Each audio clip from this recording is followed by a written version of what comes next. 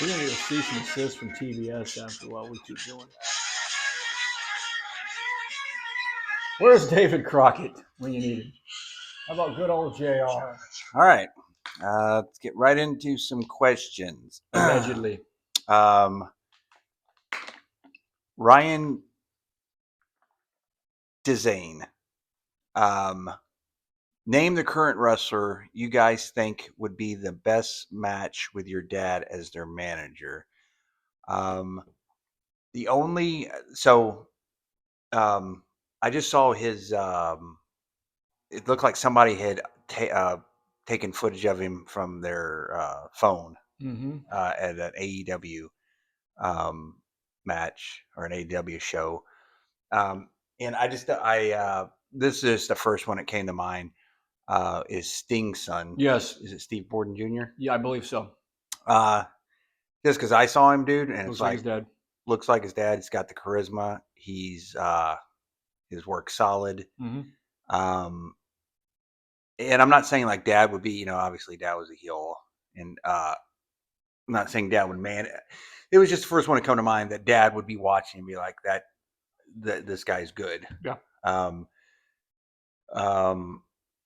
And the most important thing that I noticed is like just from the little because he looks good. Yeah, but he connected with the audience. That's what you have to do. And if you can't do that, you can know all the moves. You can have no chance. Be super tanned and bench press 500 pounds, have a vertical jump of 80 feet. But 80 feet vertical. If you do not connect with the fans, it's not happening. No. So that was just my first one that came to mind. And again, like I know he's asking like who would dad manage, like how he managed to go. There was some Asian dude that I saw every time I see it, like a young Asian dude. I'm like, wonder if he could be another Great Muta. Yeah, that's what we can hope for. But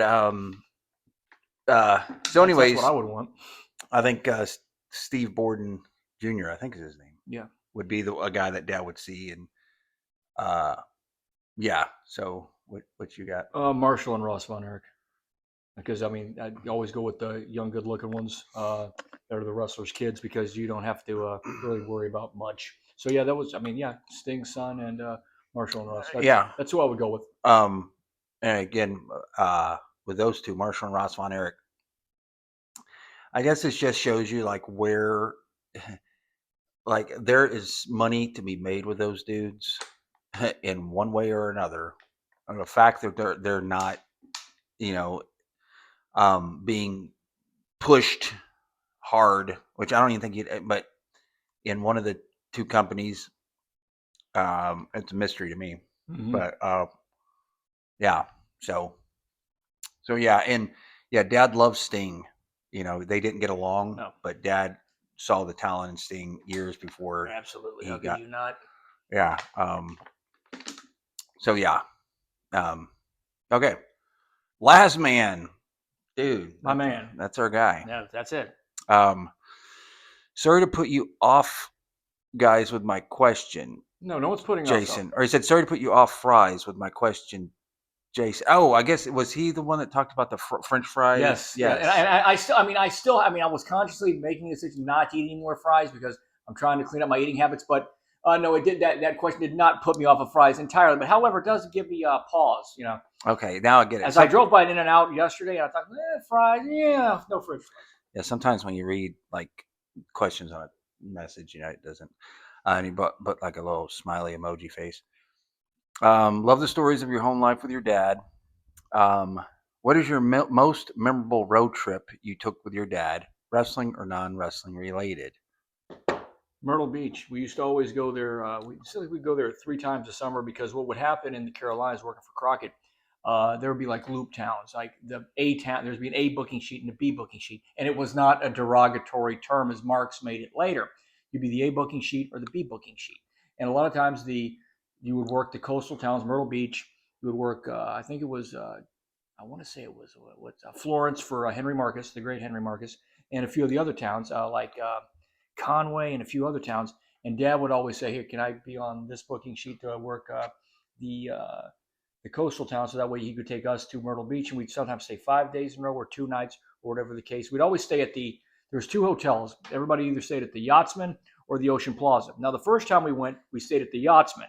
And then we went and stayed at the Ocean Plaza the very next time. I was like, Dad, why are we not staying at the Yachtsman? Dad was like, it's a little bit more adult oriented over there. This is more of a family place. Of course, the Yachtsman, that's where Hump, Dick Slater, and most of the other guys stayed. They probably had a lot more fun over there than when I was 6 years old. But that was always the cool. That was always the cool trip because we would sometimes go to the Magic, sometimes we wouldn't.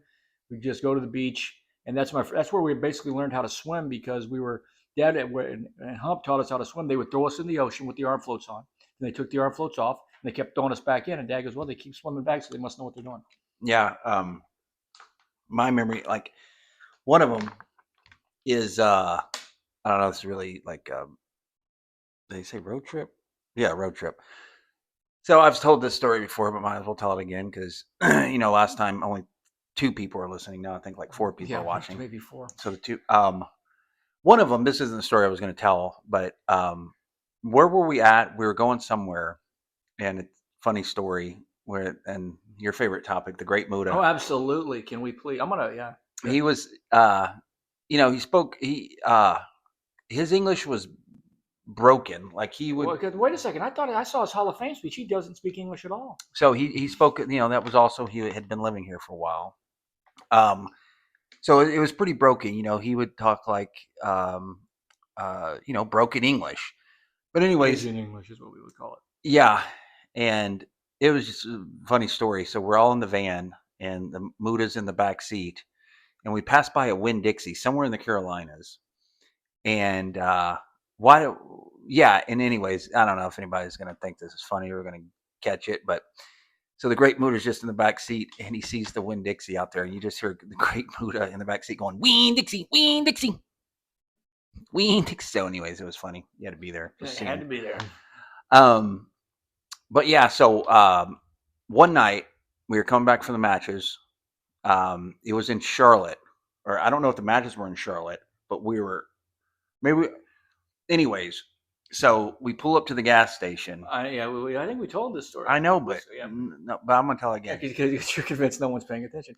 We'll see. If you remember him telling this story, go find that episode and send us the link to it, and then we may give you. No, we're not going to give you a prize. We just prove to him that more than 4 people are watching, and then you're not hanging on our every word of this fascinating podcast. Where Dad wrestled that night? The Coliseum in Charlotte that night. Okay, so we're in the van with Dad. I don't think we went to the matches with. I don't think we went that night. Okay. So Dad's coming back from the matches, yes. Though. And I guess he picked us up and we went, it's like 10 o'clock or 11 o'clock at night. Yeah, we're going to drive back to Atlanta. Going to Waffle House to eat dinner or something like that. Drive back to Atlanta. Okay. And so Dad wants cigarettes. Dad smoked like a chimney. And so we pull in this convenience store and you, Mom... I think Kenji was with us, right? Yeah, he was. Yeah, okay. You, Mom, Kenji, and Dad go in the convenience store. And I see this drunk, backwoods, North Carolina redneck. And we love North Carolina. Yeah, I'm not saying that. I was just saying this guy was just... So anyways, he so Dad goes into the convenience store. This guy pulls his car up to the front door of the convenience store. It was a Nissan. And there's a ramp, that you could just, there was a ramp. And he's just, and what a punk, dude. He's looking at, and he's just revving his engine. You're about 10 years old. Yeah, he's like, Gary Hart. He had yelled something to Dad when Dad was walking in the convenience store. The Stinger put it on him is what he yelled at him. Yeah. Did Sting put it on him? Yeah. And, and Dad, it was just like... That happened all the time. Yeah, it was like nothing to Dad. Like somebody saying, hey. Yeah. So he's in his car and he's just revving the engine and looking over at me like trying to intimidate me. Like he's revving his engine, looking at me like I'm going to run over your dad. And just room, I'm scared to death. Dad would have said, run me over, give me some days off. Yeah. And I was like, man, this guy's going to try to run over my dad. And so I gave him like the most pathetic look I could give him. I'm like, I'm trying to get him like to have sympathy for me. And I did. And the guy quit revving his engine. I don't know. He wasn't going to do anything anyways. He was just all talk. But yeah, he's just revving it like he's going to run over Dad. But anyways, so that was a memorable story. I don't know. I just remember that. And then Dad comes back out of the store, out of the convenience store, and he's still, "Hey, Gary Hart, did the Stinger put it on him?" And Dad's yelling Dad stuff. makes a reference to the guy's wife and something Yeah. else, and why don't you buy an American car? Yeah. So, Yeah. Stuff like that happened all the time, though. Yeah. Mainly after the matches. And I remember we would go up. His dad was from Indiana. He moved to Chicago when he was a teenager, but he was born. His whole family lived in Evansville, Indiana, Just like Axl Rose. Yes, he had to escape Indiana. in Southern Illinois. So I remember going up every summer. Well, not every summer, but Dad. Pretty much every summer. Yeah. So we would drive up. And Jarrett's TV would be on there, and he would never let us watch it.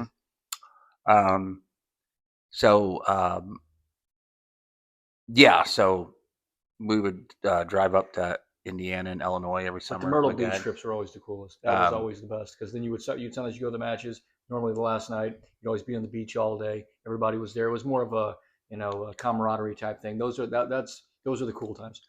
Yeah. So and would also too, the wrestlers would get special rates at the hotels. But then what a wrestler would normally do, they would end up staying at a hotel and then end up trashing the place and would ruin it for the rest of us. Thanks, Freebirds. But yeah, you do kind of like going on the road. Like, it was one thing just, I mean, I just remember one time being with Dad and just like a car full of people. Like, we were just going through a McDonald's drive through. It just, anyways, yeah. All right. Thank you, last man. Chris Bradshaw. I remember he asked a question. Okay, yeah. Said, "Thank you, gentlemen, for answering my question about Al." I thought it said about AI. AI. Well, thank you for asking. There could be an AI generated Al. Yeah. And the Bret Hart comparison is spot on. Thank you. So I didn't catch this. In regards to my mention about where the business was headed at the time, I was referring to the more dominant trend of cartoon characters persona in the late 80s to mid 90s. Now I see what you're saying. Which Al, so Al wasn't like a cartoon guy. So I see what he's saying. Like, Al was just Bret. Yeah. Okay. Like see now see this right here is where I'm going to put over Kevin Nash and Shawn Michaels and Scott Hall. Because Nash said it got to where everybody was like a profession or an occupation. Like, one guy was a garbage man, another guy was something else. So if this is going to work, it's got to be guys against guys, dudes against dudes, like it was back here in the 80s.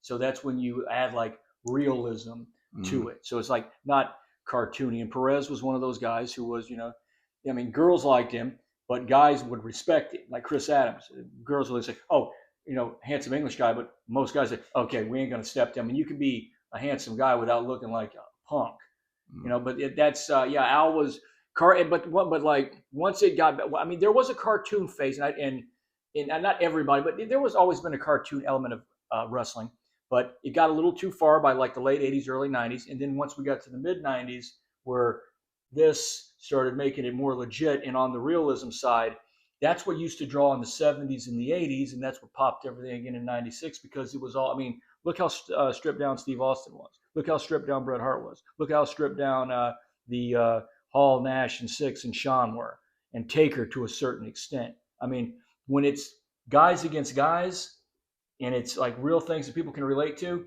boom, then you got something. Yeah. I always kind of thought, like, man, wouldn't it have been cool if Al Perez would have like developed, like if he would have been, if New York, it just wasn't for him. No. But if he would have went to New York and they would have made him Razor Ramon, and then he would have went and started the NWO, I think Dad would have had. I'm just saying that's a total misnomer, because that gimmick did not come from Vince's head. That Scott Hall and Kurt Hennig made that up on the fly. I know. I'm just saying though, like, how cool would that have been? Like, we like watched the NWO every week. Yeah, that was. And if it been like that, would have been Al out there. Those were great times. Because and that was 30 years in June in late Memorial Day. It's going to be 30 years since that started, and they still can't recapture it. That or Austin. So let the boys be boys, gentlemen. All right, and so to expand on the angle idea, so this was talking about. I'm thinking he's talking about, if he was given control, how would he present Dad and Al?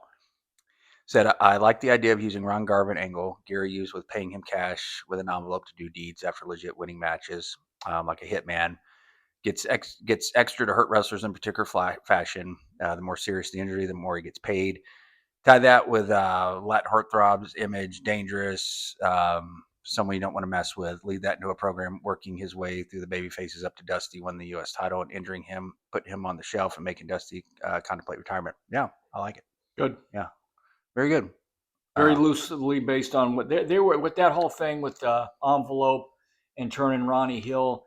There was something else that they were going over where it was going to be JJ and the Horsemen and Dad and Kev and a few other guys where it was going to be some type of almost like a Civil War type thing. They just tossed it around, but then by that time the company got in financial trouble, and rumors started swirling about is Dusty going to be gone, because Dusty they kind of knew that the writing was on the wall for him by the end of that summer, because things were starting to go sideways. I mean, we were drawing, but we were also spending a lot too. So a lot of things that were supposed to pop off after that never really did. And Dusty also had a tendency to get bored with things too. All right. Trent Acid, this question, I guess we missed it. Says, love you guys, but please stop talking about the WWF and the wrestlers there. We are here for your dad, not Vince McMahon. Talk about John Dardine, spoiler. He's a class guy. Let us know if your dad told you guys. Yeah, I think we told that story. Yeah. So, yeah. So you got anything else? You got Don Jardine stories? You wanted to hear some Don Jardine stories? Not only the ones we've told. Yeah. You know what? Why don't we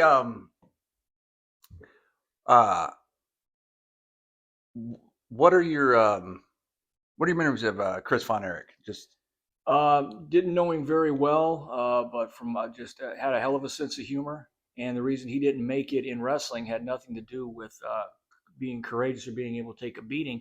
It was just he was too prone to fractures and things like that. But a brave guy and just a hell of a sense of humor, and was a really, really, really good guy. Very, very sad what happened to him. Yeah, if we've talked about it before, if he would have come along with like Eric Embry, if Chris would have come along, a few years earlier, Eric Embry, yes, would have been. Yeah. I think they could have really done some cool stuff together. Yeah, because Chris was a great guy, great sense of humor, and really loved wrestling. And it wasn't because he couldn't or didn't try. It's just that certain things were working against him. Yeah, and maybe by that time, you could have tied him in with the Simpsons. Yeah, Sean and Steve. Yeah, working against Eric and his crew. Mm-hmm. So yeah, here's another one. I remember when you were a little kid, one wrestler you always joked around with and messed around with was Ted Arcidi. Ted Arcidi, the world's strong. He found me funny for some reason. Yeah. I mean, some people tend to find me amusing. I don't know why, but no, he was a cool guy. I found him very interesting. Yeah. And too bad that he wasn't around me in later years, because with the weights he could have really shown me a few things. And not that Al Perez didn't already do a tremendous job, but yeah, I love Ted, and he was he kind of reminded me of I think what got him over with Dad. I remember when we're business had been down here for quite a while, and when Dad took the book in '87 for the second time, and Ted was one of the guys Dad brought in.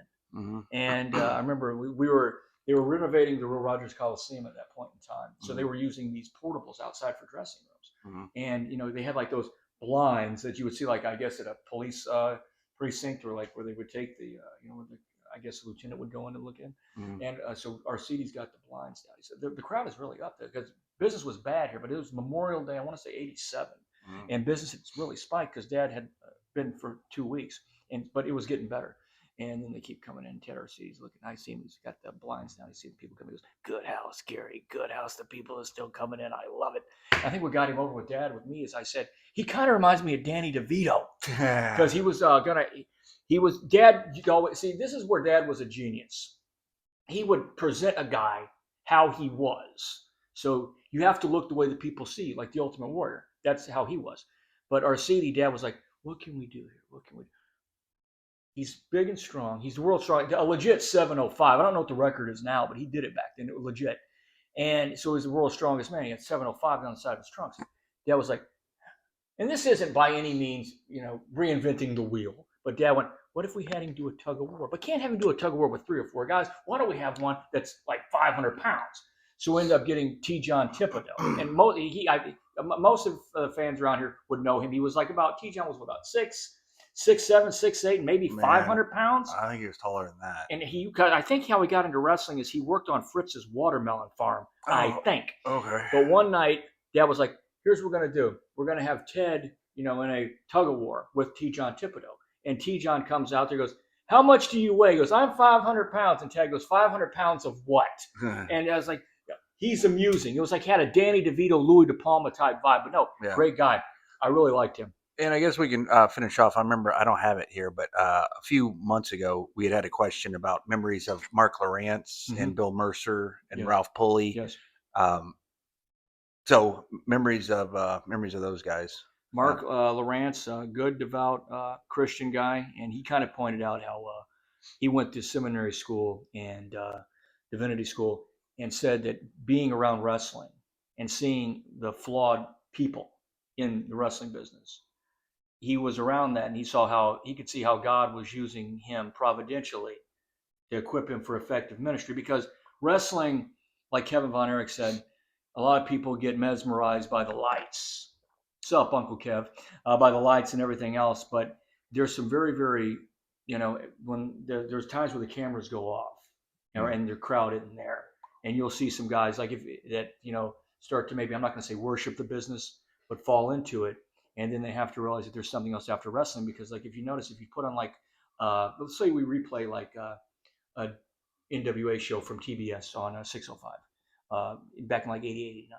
If you run that thing, even though a lot of them are no longer with us, if you see most all of them became born-again Christians towards the end of their life, because they realized that there's more to life than wrestling. And so when you see the drugs and the women and the infidelity and a lot of the other problems that these guys have, that's where a minister is most needed. Not where the okay people are, but where the people are who are hurting. And wrestling had a lot of imperfect people. Like Vampiro said, you're not in the business because it's not a business for people that have a lot of problems, but you're in that business because you have a lot of problems. So I'm saying that to say this.